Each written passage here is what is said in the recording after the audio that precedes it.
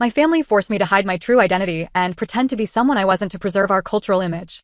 They warned, if anyone finds out, we'll be ruined. I lived a double life and lost myself in their expectations. When I finally came out and exposed the truth, they cut me off and called me a traitor. But I finally found freedom. At the cost of my family. I was born into a family that valued two things above all else: respect and tradition.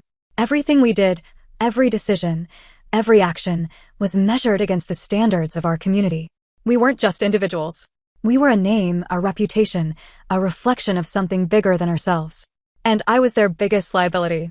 From the time I was old enough to understand words, I was given instructions. Never do anything to bring shame to this family. People are always watching. Your actions don't just affect you. They affect all of us. At first, I didn't understand what they meant. I thought it was just about behaving properly, saying please and thank you, dressing modestly, being polite to elders. But as I grew older, I realized it was much more than that. They were telling me to hide who I really was. The lie I was forced to live by the time I was a teenager. I understood what was expected of me. My family had an image to maintain in our community, and anything that didn't fit that image was unacceptable. It didn't matter what I wanted. It didn't matter who I was. I had to play my role. They controlled everything. The way I dressed. The way I spoke. The people I was allowed to be friends with. Even my interests had to align with what they considered appropriate. Anything outside of that was dangerous. And my biggest secret? The thing they feared most? I wasn't the person they wanted me to be. I knew it from a young age. There was something different about me. Something that didn't fit the mold they had created. I tried to ignore it. I tried to push it down, to be what they wanted. But no matter how hard I tried, I couldn't change the truth. I wasn't the perfect son they wanted me to be. I was something they would never accept. If anyone finds out, we'll be ruined. The first time I slipped up, I was 15. It was something small, just a comment I made in passing, something that hinted at the truth. My mother's face went pale. My father's expression hardened. After dinner that night, they sat me down in the living room. My father's voice was calm, but his words were sharp. That can never happen again. I tried to explain. I told them I wasn't doing anything wrong. That it was just who I was. That was the wrong thing to say. My mother started crying. My father's voice grew colder. They told me I was being selfish. That I didn't understand the damage I could cause. That if anyone in our community ever found out, it would destroy us. I would ruin our family's name. I would bring shame upon all of them. Do you want people to whisper about us? To look at us with pity? To treat us like outcasts? I didn't say anything. I just sat there, staring at the floor. You need to fix this, my father said. Starting now. That was the night I learned how to pretend. The double life. For years, I lived two lives. In front of my family, I was everything they wanted me to be. I dressed the way they wanted. I said the things they wanted to hear. I played my role perfectly. But when I was alone, when I was away from them, I let myself be who I really was. I found friends who accepted me. People who understood. I found places where I didn't have to pretend. Where I didn't have to be afraid. But I was always looking over my shoulder. One mistake, one wrong move, and everything would come crashing down. I couldn't let that happen.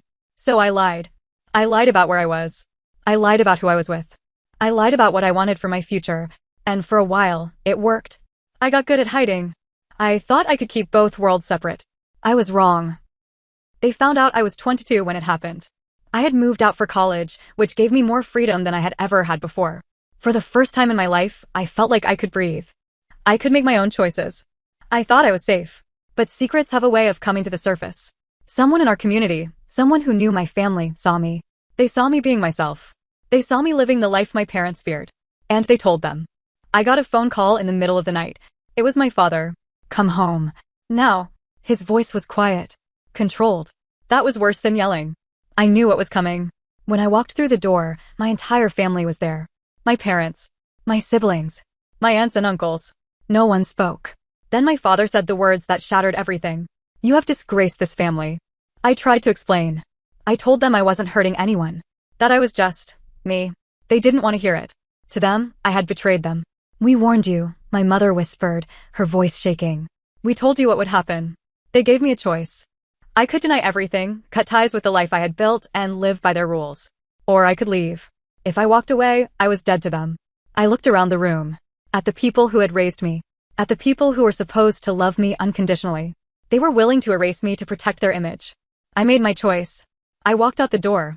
And just like that, I lost my family. But for the first time in my life, I was free. I thought I knew what it would feel like to be free. I thought walking out that door would bring me relief. That I would finally be able to breathe. But the moment I stepped outside, my chest tightened.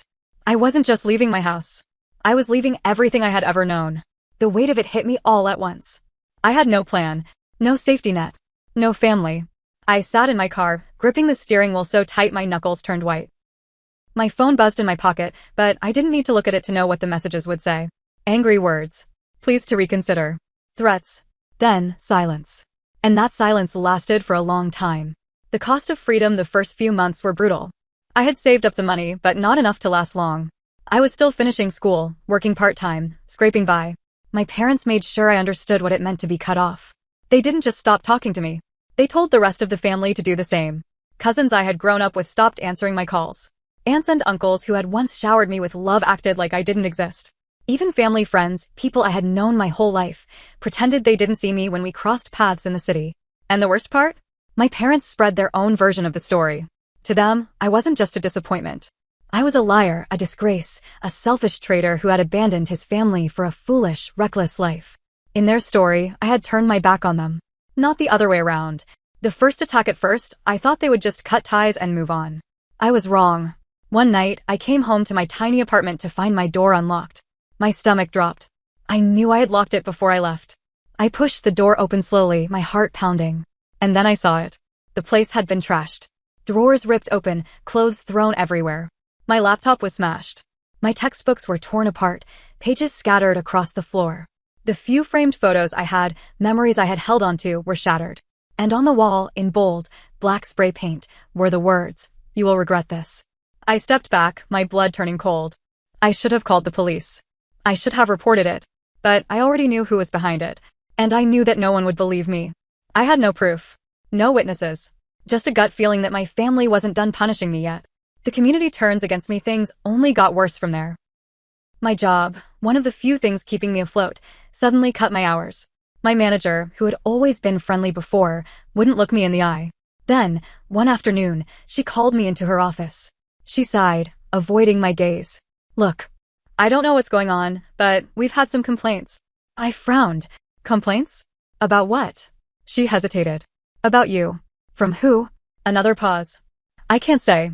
That was all I needed to hear. Someone had gotten to them. Someone had whispered in the right ears, spread the right lies.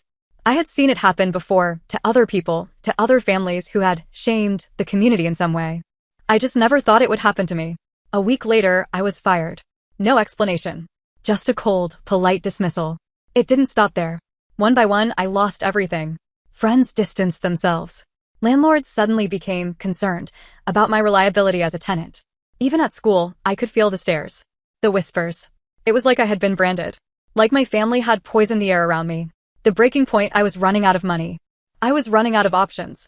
And for the first time since I had left home, I started to wonder if they were right. Maybe I had ruined everything. Maybe I had made a mistake. I sat in my car one night, parked outside a grocery store, staring at my reflection in the window. I looked tired, beaten, broken, and then my phone rang. I almost didn't answer. But when I saw the name on the screen, my breath caught in my throat. My younger brother. The only one who hadn't reached out.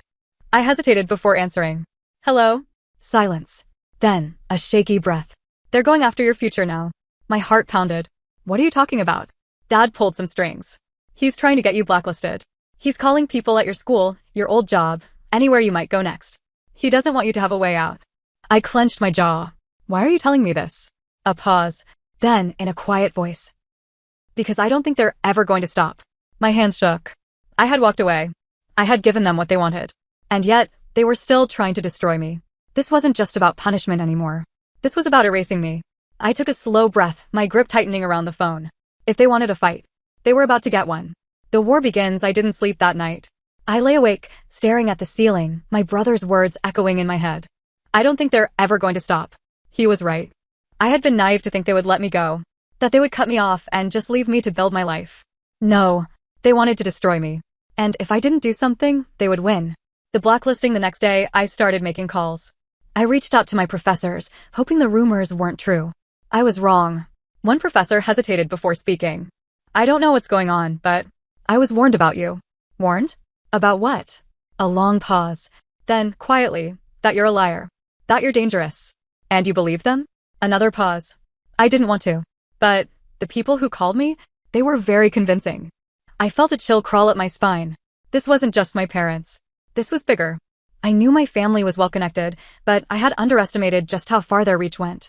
And the worst part? I had no proof. Everything was happening behind closed doors, through quiet conversations and well-placed whispers. I was fighting against shadows. The setup then, things took an even darker turn. One afternoon, I got a call from my landlord. We need to talk. Now. I rushed over, confused and anxious. When I arrived, he looked furious. He shoved a folder across the desk. You want to explain this? I opened it, and my stomach dropped. Inside were fake documents. Fake bank statements. A fake rental agreement. Even fake complaints from my neighbors about disturbances and illegal activity in my unit. All pointing to one thing. That I was a fraud. That I had lied to get the apartment. That I was a criminal. I felt the blood drain from my face. This isn't real. I don't care. His voice was cold. You have 2 weeks to get out. I couldn't believe it. Someone had planted these. Someone had gone through the trouble of fabricating an entire case against me, just to get me evicted. I knew who it was. And I knew this was just the beginning. The trap. A week later, I got another call, this time from an old friend. Hey, we need to meet. I hadn't spoken to him in months. Not since everything started falling apart. But something about his voice made my skin crawl. Still, I agreed. We met at a coffee shop. He looked nervous, shifting in his seat. I heard you're in trouble. I exhaled sharply. You could say that. He nodded slowly. I have an offer for you. I frowned. What kind of offer? He hesitated. Your family. They said if you come home, apologize, agree to. I cut him off. No, just listen. No, I pushed my chair back, ready to leave, but his next words made me freeze. They'll clear everything if you do it. My heart pounded. What do you mean? The blacklisting. The eviction. The rumors. All of it. They'll make it go away. I clenched my jaw. And if I don't? He didn't answer right away. Then, in a quiet voice, then they're going to ruin you. A shiver ran down my spine. This wasn't just a warning. This was a threat. And then it hit me. This meeting, this whole thing, was a trap. They wanted me to react. To lash out. To do something reckless. Something they could use against me. I took a slow breath, forcing myself to stay calm. They wanted a fight? Fine. But I wasn't going to play by their rules. I was going to beat them at their own game. The breaking point, I walked out of that coffee shop with my mind spinning. They had spent months tearing my life apart, making sure I had nothing left. And now, they were dangling a way out, if I crawled back and gave them what they wanted. I could feel the walls closing in. I had been fighting back in the shadows, trying to survive. But now I understood, they weren't going to stop until I was gone. This wasn't about making me suffer. This was about erasing me. And I wasn't going to let that happen. I didn't sleep that night. Instead, I spent hours digging. Emails. Messages. Bank records. Conversations I had saved, just in case. For years, I had ignored the cracks in my family's image. But now? Now I was documenting every single one of them. Illegal business deals. Backroom bribes. Money hidden in places it shouldn't be. They had spent years pretending to be the perfect, respected family. And I had proof that it was all a lie. For the first time in my life, I wasn't just running. I was about to turn around and fight. The confrontation, I knew exactly where to find them. A high-profile community event. One of those gatherings where my family loved to show off their influence. I walked into that hall like a ghost from the past. The moment they saw me, a hush fell over the crowd. My father's face twisted with rage. My mother turned pale. My older relatives whispered furiously among themselves. I could see it in their eyes. They thought I was weak. They thought I had crawled back, broken and desperate. They had no idea what was coming. I walked up to my father. Loudly. You wanted to ruin my life. His nostrils flared. Get out. But I didn't move. You spread lies about me. You blacklisted me. You had people break into my home. You tried to destroy everything I had because I refused to live a lie. Gasps rippled through the crowd. People turned to stare. My father's voice was dangerously low. This is not the place. Oh, but it is, I shot back. You care so much about your image. Let's talk about what that image is built on. I pulled out my phone, raising my voice so everyone could hear. You bribe officials to keep your business clean. You've paid off community leaders to shut down anyone who goes against you. You've used threats, lies, and money to make sure no one crosses you. My mother gasped. How dare you? No, how dare you? I turned to the crowd. You all respect him. You trust him. But he's a fraud. And I have the receipts. I pulled up the documents. The emails. The bank records. I had sent them to journalists earlier that day. I had backed them up online. Even if they took my phone, it was too late. There was no stopping what was coming. My father's face went deathly still. Then he lunged. He grabbed my wrist so hard it hurt, his voice shaking with rage. "You ungrateful disgrace."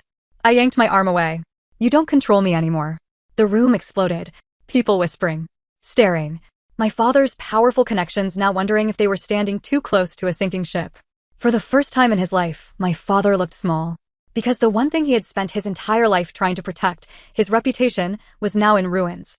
The aftermath, I walked out of that hall feeling weightless. For years, I had carried the guilt of disappointing them, the fear of their judgment. And now, they had nothing left to hold over me. I cut them out of my life completely after that night. The fallout was immediate. Their empire began to crumble under investigations and media exposure. Business partners pulled away. Once loyal friends distanced themselves. They tried to recover. They tried to pretend it was all lies. But the damage was done. And I finally started living. It wasn't easy. Some nights, I still felt the sting of losing my family. But then I'd remind myself, they never really loved me. They only loved the version of me that they could control. And I wasn't going to live for them anymore. I was going to live for me. And that was the real revenge.